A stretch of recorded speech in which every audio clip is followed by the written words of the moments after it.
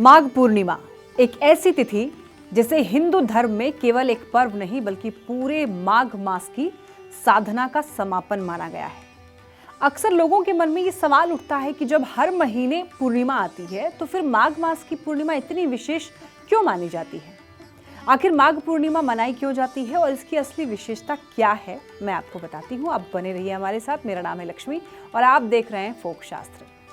देखिए, दरअसल सनातन परंपरा में माघ मास को स्नान, दान और संयम का महीना कहा गया है, जिसमें लोग पूरे महीने नियमों का पालन करते हैं। ब्रह्म मुहूर्त में उठते हैं, पवित्र नदियों में स्नान करते हैं, जप तप करते हैं और दान पुण्य के माध्यम से आत्मशुद्धि का प्रयास करते हैं। माघ पूर्णिमा इसी पूरे महीने की साधना का अंतिम दिन है, यानी जो व्रत, नियम और तप पूरे माघ मास में किए जाते हैं उनका पूर्ण फल इसी दिन प्राप्त होता है। पूर्णिमा का अर्थ ही होता है पूर्णता, और इस दिन चंद्रमा अपनी सभी कलाओं में पूर्ण होता है। धार्मिक मान्यताओं के अनुसार चंद्रमा मन का कारक है, इसलिए जब चंद्र पूर्ण होता है तो मन भी शांत, संतुलित और स्थिर माना जाता है। इसी कारण माघ पूर्णिमा को मानसिक शांति और आत्मिक शुद्धि का पर्व भी कहा गया है। माघ पूर्णिमा की सबसे बड़ी विशेषता इसका प्रयागराज के त्रिवेणी संगम से गहरा संबंध है, क्योंकि पौष पूर्णिमा से शुरू हुआ कल्पवास इसी दिन समाप्त होता है।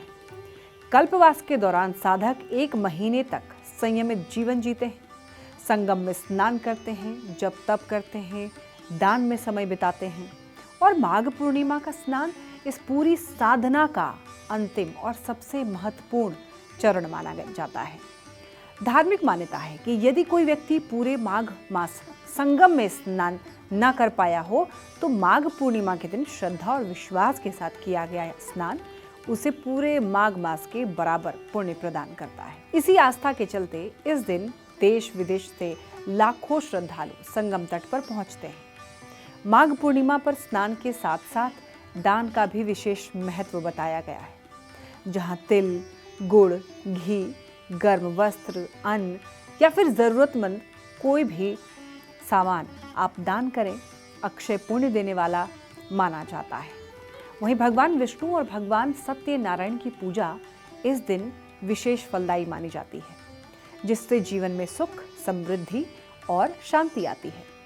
माघ पूर्णिमा हमें ये संदेश भी देती है कि धर्म केवल कर्मकांड नहीं बल्कि अनुशासन, संयम और सेवा का मार्ग है, क्योंकि जब मन, कर्म और श्रद्धा एक साथ चलते हैं तभी जीवन में संतुलन आता है।